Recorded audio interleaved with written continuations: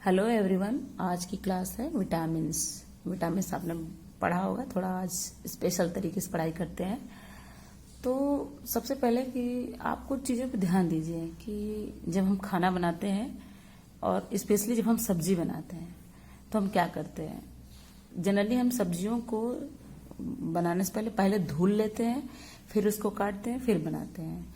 और यहाँ तक कि ये भी कहा जाता है कि अच्छा सब्जी ज़्यादा जलाओ नहीं तो उसके विटामिन खत्म हो जाएंगे।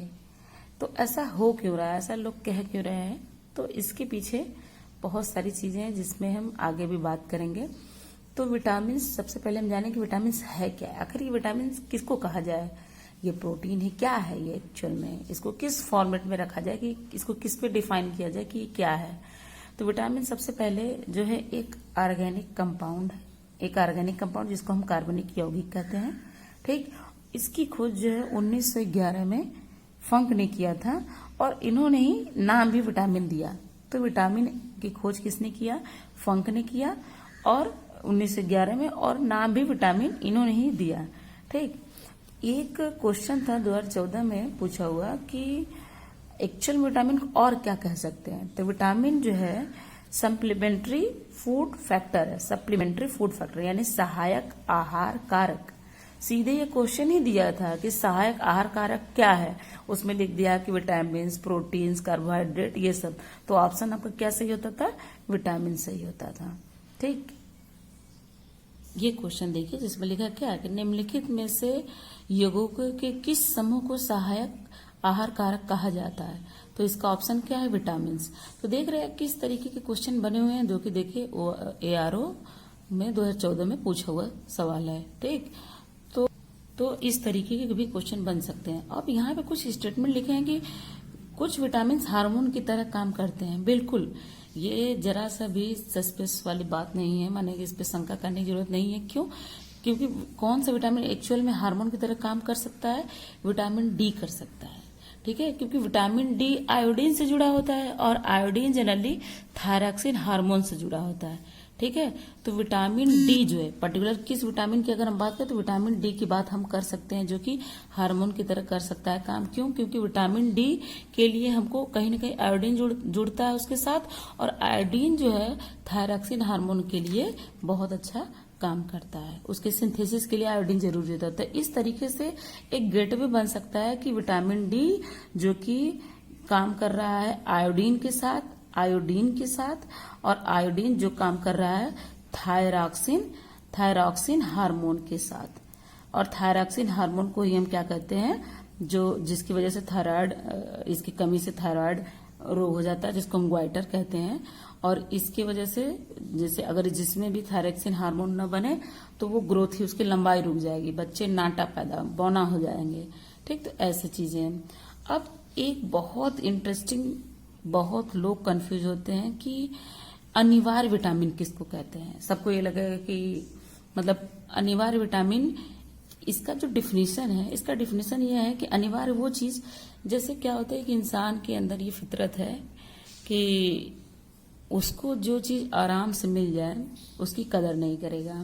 ठीक, जो चीज उसको आराम से मिल जाए उसकी कदर नहीं करेगा, और जो चीज उसे बहुत कठिनाई से मिले उसकी कदर करेगा।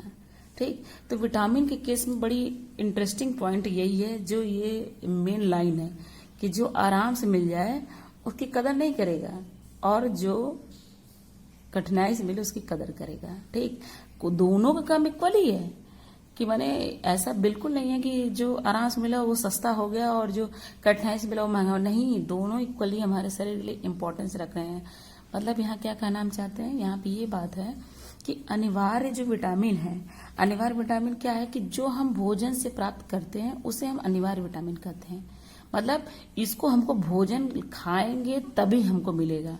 ठीक, मतलब एक्चुअल में हमको कठिनाई से मिल रहा है, ये हमको कठिनाई से मिल रहा है। क्यों? क्योंकि हम जब भोजन खाएंगे तभी हमें मिलेगा, तो उसको हम अनिवार्य विटामिन कह दिए हैं। ठीक, उसको हम क्या कह दिए, अनिवार्य विटामिन।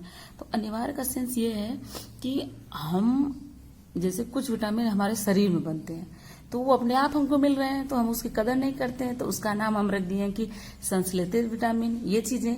लेकिन जो विटामिन बाहर से मिल रहा है उसको हम अनिवार्य इसलिए कहते हैं क्योंकि वो खाएंगे तभी होगा काम। तो और ये विटामिन में vitamin A, vitamin B2, vitamin B3, vitamin C, इसके अलावा भी और भी कुछ हैं जो अनिवार्य में आते हैं। ठीक, अब दूसरी विटामिन का टाइप है कि संश्लेषित विटामिन, जो कि विटामिन डी, विटामिन के, विटामिन B12। तो विटामिन डी, विटामिन के, B12 जो है वो हमारे शरीर के अंदर हमारी जो आंत कहीं संश्लेषण करती है, हमारी आंत संश्लेषण करती हैं, आंत, छोटी आंत, और हमारा लीवर, जिसको हम कहते हैं लीवर को हम कहते हैं यकृत या जिगर, ये सभी, ये दोनों जो है संश्लेषण का मेन हिस्सा है जहां पे ये विटामिन बनते हैं। तो विटामिन डी, विटामिन के, विटामिन B12 ये हमारे शरीर में संश्लेषित होते हैं, जैसे विटामिन B के। तो जो संश्लेषित शरीर के अंदर हो रहे हैं, अपने शरीर के अपने आप हो रहे हैं, तो इसका हम नाम रख दिए हैं संश्लेषित विटामिन। इसको हम अनिवार्य नहीं कहने वाले, इसको हम अनिवार्य नहीं कह सकते। हम अनिवार्य सिर्फ उसी कहेंगे जो हमको भोजन से मिल रहा है। ठीक, और इसी कंफ्यूजन में IAS में क्वेश्चन पूछे हुए, आप ये क्वेश्चन देखिए, सॉरी IAS में नहीं, PCS में पूछे होगा, और देखिए कितने अच्छे क्वेश्चन पूछा है कि 2 कथन दिए गए हैं, असर्शन और रीजन, कथन और कारण। कथन दिया है कि अधिकांश विटामिन हमारे शरीर में संश्लेषित नहीं किए जाते हैं। दूसरा रीजन इसका दे रहा है कि मानव अंग केवल अनिवार्य सूक्ष्म पोषकों का ही संश्लेषण करते हैं। सबसे पहले अनिवार्य मैंने क्या कहा, अनिवार्य वो हैं जो हमको भोजन से मिल रहा है, न कि संश्लेषण हो रहा है। तो जो रीजन वो तो गलत हो गया। ठीक, रीजन वो गलत हो गया। क्यों? क्योंकि अनिवार्य जो शब्द है, अनिवार्य सिर्फ जो भोजन हमको बाहर से मिल रहे हैं, न कि शरीर में बन रहे हैं। तो ये स्टेटमेंट गलत हो गया। और क्या अधिकांश विटामिन मानव शरीर में संश्लेषित नहीं किया जाता है, ये भी सही है, क्योंकि जो हम भोजन से प्राप्त करें वो ज्यादा मात्रा में है और जो हम शरीर के अंदर बन रहे हैं वो कम मात्रा में है। तो हम ये भी कह सकते हैं कि अधिकांश विटामिन मानव शरीर में संश्लेषित नहीं किया जाता। क्यों? क्योंकि हमको भोजन से मिलते हैं। तो ये स्टेटमेंट तो करेक्ट है। लेकिन जो ये कारण है कि मानव अंग केवल अनिवार्य सूचकों, तो अनिवार्य नहीं है, केवल वर्ड अनिवार्य के लिए है ही नहीं। एक्चुअल में किसके लिए? संश्लेषित। हम अनिवार्य सिर्फ और सिर्फ भोजन से विटामिन जो प्राप्त हो रहे हैं उनकी बात करेंगे। तो इसका ऑप्शन आप देख सकते हैं सी, क्या ए सही है और आर गलत है। तो क्या ए है मतलब कि अधिकांश विटामिन मानव शरीर में संश्लेषित नहीं किए जाते हैं? बिल्कुल अधिकांश नहीं किए जाते। अधिकांश हमको कहाँ से मिलते हैं? भोजन से मिलते हैं, जिसको हम अनिवार्य विटामिन कहते हैं। और लिखा मानव अंग केवल अनिवार्य, बिल्कुल नहीं, अनिवार्य का नहीं, उसको हम संश्लेषित विटामिन का दर्जा देंगे। अनिवार्य सिर्फ और सिर्फ हमें भोजन से मिलता है। तो ये ऑप्शन हमारा सी करेक्ट हो गया। दूसरा क्वेश्चन है ये कि देखिए, दूसरा क्वेश्चन ये है कि मानव शरीर अपने लिए सभी विटामिनों का संश्लेषण कर लेता है, और रीजन दे रहा है कि शरीर के उचित विकास के लिए विटामिन अनिवार्य है। अब यहाँ क्लियर कर रहा है कि सभी विटामिन, बिल्कुल नहीं, सभी विटामिन मानव जो है संश्लेषित नहीं कर सकता है। तो ये तो स्टेटमेंट गलत है। कथन ए जो है ये गलत है। और आर क्या कहा जा रहा है कि शरीर के उचित विकास के लिए विटामिन अनिवार्य, बिल्कुल ये एकदम करेक्ट बात है। तो हम देख सकते हैं कि ए सही हो रहा है और आर गलत हो रहा है। तो किस ऑप्शन में ए सही है? ये नहीं सही। ये यहाँ पे हम ऑप्शन देखेंगे, लिखा है क्या, ए जो है आपका गलत है। ठीक है, ए गलत है क्योंकि सभी विटामिन का वो संश्लेषण नहीं है, ए गलत है। लेकिन आर सही, क्योंकि हाँ बिल्कुल हमको उसकी जरूरत पड़ती है कि किस तरीके से हमारा शरीर डेवलप कर पाए, हमको विटामिनों की जरूरत पड़ती है। ठीक, तो इस तरीके से हमने देखा कि किस तरीके से इन दोनों स्टेटमेंट से किस तरीके से बहुत अलग सवाल बने हुए हैं। आपको पूरा ध्यान देना होगा क्या, कि भोजन से जो बन रहा है, जो भोजन से हमको विटामिन मिल रहा है उसको हम अनिवार्य कह रहे हैं। ठीक, और जो हमारे शरीर के अंदर संश्लेषित हो उनमें से 3 ही विटामिन, कौन? विटामिन डी, विटामिन के, विटामिन B12। ठीक, अब हम आगे पढ़ेंगे विटामिन के प्रकार। विटामिन के प्रकार में हम बात करते हैं, एक जल में घुलनशील, एक वसा में घुलनशील। अच्छा, एक क्वेश्चन यहाँ बनता है, कहीं किसी क्वेश्चन मैंने पढ़ा था कि ऐसा कौन सा विटामिन है जो शरीर में मतलब कि स्टोर नहीं किया जा सकता, जिसको हम शरीर में स्टोर नहीं कर सकते। तो क्या होना चाहिए इसका उत्तर? मतलब वसा में घुलनशील विटामिन का नाम होना चाहिए, जल में घुलनशील विटामिन का नाम होना चाहिए। सोचिए थोड़ा सा कि कौन सा। और अगर उत्तर इस वीडियो को देखते हुए आपको आ रहा है तो कमेंट सेक्शन में जरूर कमेंट करिएगा। तो मैं बता देती हूँ कि जो ये क्वेश्चन है कि कौन सा ऐसा विटामिन है जो शरीर में स्टोर नहीं हो सकता है। तो शरीर में स्टोर होने के लिए क्या है कि जैसे वाटर जो है, पानी, पानी क्या है कि हमारे शरीर में है तो 70%, ठीक, लेकिन वो स्टोर फॉर्म नहीं है, हम पीते रहते, वो यूज होता रहता है, बाहर निकलता रहता है पसीने के माध्यम से और टॉयलेट के माध्यम से, ये सब माध्यम से निकलता है। यहाँ तक कि जो हम सांस ले रहे हो, आप कभी ठंडी में स्पेशली महसूस करिएगा कि जब हम सांस लेते हैं तो जब हम हवा बाहर निकालते हैं मुंह से या नाक से, जो भी, तो हम उस पर अगर अपना हाथ रखें तो हाथ हमको गर्माहट जैसा महसूस होता है। उसमें भी क्या होता है कि भाप निकलती है, हमारे शरीर से भाप निकलती है। तो पानी जो हमारे शरीर से वेस्टेज होने का प्रोसेस, वो पसीना हुआ, टॉयलेट हुआ, इसके अलावा जो हम सांस ले रहे हैं वो भी उसके माध्यम से वो बाहर निकलना है, ठीक। तो इसका जो उत्तर है कि कौन सा विटामिन हमारे शरीर में स्टोर नहीं होता है, उसका उत्तर है जल में घुलनशील जो विटामिन, वो चीज। क्यों? क्योंकि अगर वो जल में घुलनशील है तो जल के साथ बाहर निकल जाएंगे, टॉयलेट के माध्यम से बाहर निकल जाएंगे, इसके अलावा आपका क्या बोलते हैं, पसीने के माध्यम से बाहर निकल जाएंगे, और CO2 जो हम सांस भाप के माध्यम निकाल रहे हैं, सांस जब ले रहे हैं भाप निकल रहा है हमारे मुंह से, तब भी निकल जाएगा। तो आपके दिमाग में आ रहा हो कि क्या विटामिन बी और सी ऐसे वेस्ट हो सकते हैं? बिल्कुल हो सकते हैं, होते ही रहते हैं, और ये जनरली किताब में नहीं लिखा होता, लेकिन अगर आप प्रैक्टिकली सोचेंगे तो बिल्कुल ऐसा होता है। तो हमको इसीलिए कहा जाता है कि आप विटामिन बी और सी, मतलब भोजन हमेशा हरी सब्जियां खाते रहा करिए, अच्छे भोजन, संतुलित भोजन करिए। ये नहीं कि बस तेल वगैरह मिला और खाना शुरू, और फिर उसके बाद जो है फैट और बैलेंस नहीं, पूरी बॉडी कमजोरी में, बॉडी फंक्शन अच्छा से नहीं करती है। वो हमको दिखता है कि हम फैल रहे हैं, मोटे हो रहे हैं, लेकिन रियलिटी ये होती है कि हम स्ट्रेंथ वाइज मजबूत नहीं होते हैं, बीमारियों से लड़ नहीं पाते। तो जल में घुलनशील विटामिन जो है बी और सी, यही जो विटामिन है, यही दोनों जो है शरीर में स्टोर नहीं होते हैं, ठीक है, संरक्षित नहीं होते हैं, शरीर में संरक्षित नहीं होते हैं, स्टोर नहीं होते हैं, ठीक। तो यही दोनों विटामिन नहीं होते हैं, ठीक।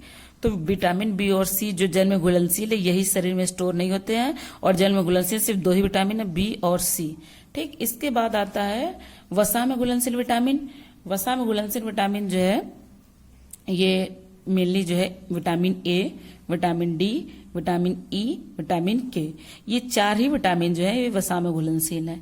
तो आप इसको अच्छे से एकदम ध्यान रख लीजिए कि किस तरीके से विटामिन का, क्योंकि बहुत सारे क्वेश्चन पूछेगा कि जल में घुलनशील विटामिन है, उसमें बी और सी और उसके बाद एडी ऐसे करके दिया, तो जिस ऑप्शन में बी और सी दोनों रहेगा वो सही रहेगा। और इसी तरह वसा में घुलनशील विटामिन पूछ लेता है कि कौन है, और उसमें ऑप्शन बी और सी एक एक करके डाल दिया, तो आपको पता होना चाहिए कि ए डी ई के में से कोई भी है तो वो सब क्या है, वसा में घुलनशील। या किसी में ऑप्शन दे दिया कि सभी सब हैं, मतलब सभी ऑप्शन दे दिया, तो उस हिसाब से आपको समझना होगा, ठीक। अब हम पढ़ेंगे कि विटामिन के नाम, रासायनिक नाम और उसका स्रोत, और उसकी कमी से क्या बीमारी हो रही है, ठीक। तो यहाँ पे मैंने अभी जो विटामिन लिया है, ये क्या से विटामिन लिया है, आप देख रहे हैं vitamin A, vitamin D, vitamin E, vitamin के है, तो यानी ये कौन सा है, ये वसा में घुलनशील विटामिन को हमने लिया है, ठीक है, वसा में घुलनशील को लिया है। वसा में घुलनशील विटामिन कौन कौन है, vitamin A, vitamin D, vitamin E, vitamin के। विटामिन ए को हम ऐसे तो विटामिन ए कहते हैं, इसके अलावा इसका दूसरा नाम है एंटी इन्फेक्शन विटामिन, मतलब कि अगर आपको कहीं भी इन्फेक्शन हो रहा है उसको रोकने के लिए अगर आपको विटामिन ए की गोली दी जाए तो वो बहुत जल्दी कवर करेगा, वो इन्फेक्शन को रोक देगा। तो ये जनरली बहुत से कम किताबों में दिया रहता है कि एंटी इन्फेक्शन विटामिन किसको कहते हैं, विटामिन ए को कहते हैं, ठीक। अब विटामिन ए का सोर्स क्या है, सबसे देखिए मैंने सबसे मेन सोर्स जो है वो लिखा है। हालांकि आप एक बात समझ लीजिए कि सभी विटामिन सबसे कॉमन क्या रहता है कि हरी पत्तेदार सब्जियां आप खाइए और दूध पीजिए और अंडा खाइए, मांस खाइए, ये सभी में जाएगा, ठीक। तो ये कोई मेन ऑप्शन नहीं कहा जाए कि इसका स्रोत, मतलब कि है तो, लेकिन जो नोटिस करने वाली बात है, जो एग्जाम में पूछा जा रहा है, उसके लिए जो मेन आता है कि ये इसी विटामिन का सोर्स होगा, वो मैक्सिमम मैंने ये कोशिश किया कि वही मैं लिखूं जो क्वेश्चन बनते हैं, ठीक। ज्यादातर सभी किसी भी विटामिन का सोर्स हमेशा बिल्कुल हो सकता है, हरी पत्तेदार सब्जियां, दूध, अंडा, मांस, ये होता ही होता है, ठीक। तो ये ज्यादा नहीं है, लेकिन कुछ स्पेशली उस विटामिन के लिए होते हैं तो वो लिखते हैं हमने, ठीक। तो विटामिन ए का बहुत बढ़िया सोर्स है, विटामिन ए का बहुत बढ़िया सोर्स है क्या, गाजर। विटामिन ए का बहुत बढ़िया सोर्स गाजर है, ठीक। इसके अलावा हरी सब्जियां, दूध, अंडा, तो ये तो होता ही रहता है, ठीक। इसकी कमी से क्या होता है, रतौंधी। रतौंधी, रतौंधी, रत माने रात, औंधी माने अंधा, तो रात में अंधा यानी night blindness, night blindness, night blindness, इसी को हम कहते हैं रतौंधी। इसमें क्या होता है कि जनरली जिसको विटामिन ए की कमी है तो उनको रात में कम दिखने लगता है, ठीक। अब आप ध्यान देंगे जो हमारी आंखें हैं, आंखों में जो हमारा, जिसकी वजह से हम देख पाते हैं आंखों में, तो जिसपे जैसे हम आंख जब देखना शुरू करते, जब हमारे आंखों के सामने प्रकाश पड़ता है तो हमारे आंखों में एक रेटिना नाम का लेयर पाई जाती है, जिसको हम कहते हैं कि रेटिना, इसी पे क्या आता है, प्रतिबिंब बनता है, इमेज बनता है। जो कुछ भी आप देखते वो इमेज कहाँ बन रहा है, वो रेटिना बन रहा है, ठीक, रेटिना बन रहा है। और मैंने कहा कि विटामिन ए काम कहाँ कर रहा है, रतौंधी न हो पाए इसलिए विटामिन ए खाना चाहिए, हमको रतौंधी न होने पाए इसलिए विटामिन ए खाना चाहिए। तो रेटिना वर्ड देख रहे हैं, रेटिना, तो रेटिना से रेटिनॉल, रेटिनॉल, तो विटामिन ए की कमी से क्या हो रहा है, मतलब विटामिन ए का रासायनिक नाम क्या है, रेटिनॉल, ठीक। और ये काम क्या कर रहा है, रेटिना पर कर रहा है, एक्चुअल में हमारी आंखों की रोशनी को बढ़ा रहा है, कौन, विटामिन ए, ठीक। अब आता है विटामिन डी। विटामिन डी को हम कहते हैं कैल्सीफेरॉल। अच्छा, यहाँ एक अपने दिमाग में आप ट्रिक रख सकते हैं, ठीक है, कैल्शियम, ठीक है, कैल्शियम, और कैल्शियम जो है हमारी हड्डी के लिए बहुत अच्छा होता है। हमारी हड्डी ही जो होती है, हमारी जो हड्डी होती है वो कैल्शियम फास्फेट की बनी होती है। हमारी हड्डी जो है कैल्शियम फास्फेट की बनी होती है, कौन, हमारी हड्डी कैल्शियम फास्फेट की बनी होती है। और इसके अलावा जो है कैल्शियम ऑक्जेलेट नहीं, ये तो पथरी होता है, कैल्शियम ऑक्जेलेट वो अलग चीज है। एक्चुअल में कैल्शियम फास्फेट जो हमारी हड्डी के लिए, तो जो कैल्सी वर्ड है, कैल्सी वर्ड ये समझ के चलिए कि हड्डी के लिए मेन काम कर रहा है। तो विटामिन डी की कमी से हम क्या बताते हैं कि रिकेट्स होता है, रिकेट्स, सूखा रोग। इसमें क्या होता है कि हड्डियां पतली हो जाती हैं, कमजोर हो जाती हैं, सॉफ्ट मुलायम हो जाती हैं, और इसका पेट बच्चों का बाहर निकल जाता है। बहुत वीक बच्चे देखने में लगते हैं, कुपोषित बच्चे लगते हैं, बस पेट बाहर निकला रहता है और हड्डियां कमजोर दिखती हैं, ठीक।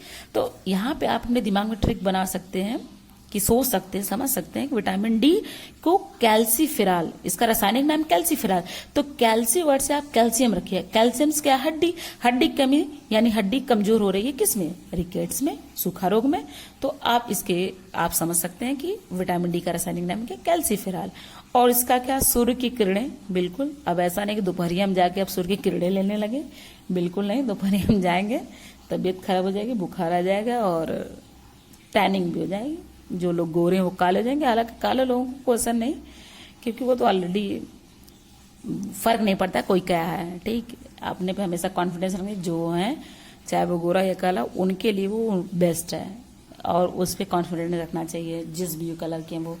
तो टॉपिक्स न भटके हम लोग, यहाँ पे हम सूर्य की किरणें में स्पेशली हम कोशिश करेंगे सुबह के टाइम की, जो मतलब कि हल्की सी निकलती है, तेज नहीं लगती है, तो वो मछली का तेल। अब वो मछली का तेल, अब ऐसा नहीं मछली को पेरने जाएंगे कि सरसों की तरह पेर दिया और उसमें से तेल निकाले, बिल्कुल नहीं। मछली के अंदर जो फैट होता है, जो भी फैट टिश्यू होते हैं, उनको हम उससे तेल निकालते, तो मछली का तेल, जिसको कॉड लेवल तेल बोलते हैं ना, कॉड ऑयल, तो मछली का तेल ही होता है। फिर दूध और अंडा भी इसके सोर्स हैं, कौन, विटामिन डी के। और इसकी वजह कमी से हमने बता दिया कि सूखा रोग है। फिर इसके बाद हम आते हैं विटामिन ई। विटामिन ई को हम ब्यूटी विटामिन कहते हैं। इसके अलावा आप स्टेरिलिटी, मतलब कि स्टेरिलिटी को कम करें। स्टेरिलिटी का सेंस क्या है, स्टेरिलिटी का सेंस है कि जो लोग, जैसे कि जिनकी जनन शक्ति कम हो जाए तो वो स्टेराइल हो जाते हैं, ठीक। तो विटामिन ई की कमी से क्या है कि स्टेरिलिटी को बढ़ावा दे रहा है, मतलब अगर विटामिन ई की कमी है तो वो लोग स्टेराइल हो जाएंगे, ठीक। तो विटामिन ई जो है, इसको हम कहेंगे टोकोफेरॉल, रासायनिक नाम है टोकोफेरॉल। और इसका जो मेन सोर्स है, सबसे ज्यादा, बहुत ज्यादा पूछा हुआ क्वेश्चन है कि विटामिन ए का सोर्स क्या है, तो सबसे ज्यादा देता है अंकुरित अनाज। तो विटामिन ए का सोर्स जो है अंकुरित अनाज है। अंकुरित अनाज में इसके अलावा जो है पपीता है, दूध, अंडा, पत्तेदार सब्जी। मेन आपको अंकुरित अनाज क्योंकि इसी से क्वेश्चन पूछा जाता है विटामिन ए। और ये जनन शक्ति का कम होना, जब विटामिन ई की कमी होगी तो जनन शक्ति कम होने लगेगी। ठीक, अब आता है विटामिन के। विटामिन के को आप निफ्थोक्विनोन भी कह सकते हैं, फिलोक्विनोन। दोनों जगह किसी किताब में निफ्थोक्विनोन दिया हुआ है, किसी किताब में फिलोक्विनोन दिया हुआ है। तो आपको ध्यान देना होगा पर्टिकुलर क्विनोन वर्ड पे ज्यादा ध्यान दीजिएगा।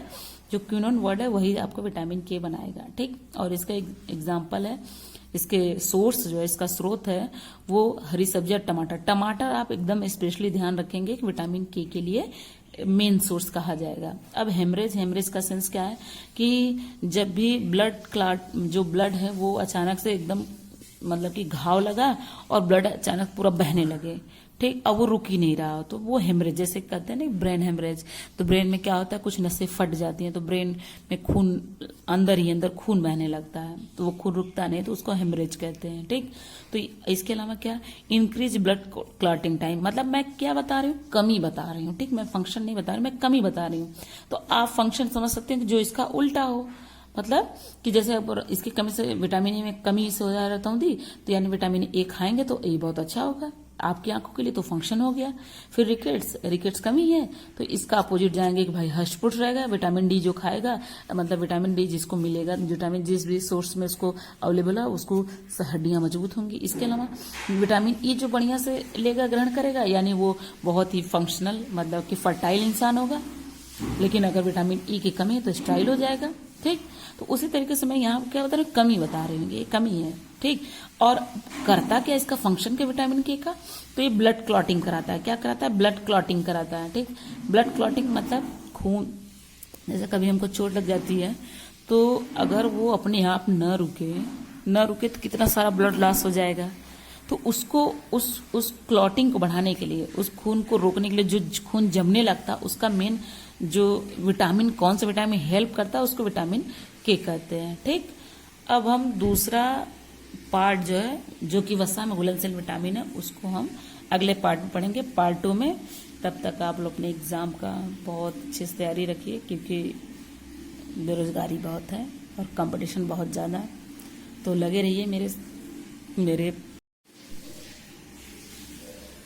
तो फिर मेरे साथ पढ़ाई करते रहिए और वीडियो देख के सब्सक्राइब भी कर दीजिए। अगर अच्छा लगे तो, फोर्सफुली नहीं, अच्छा लगे तो बिल्कुल उसको सब्सक्राइब करिए, लाइक करिए, शेयर करिए। ठीक है।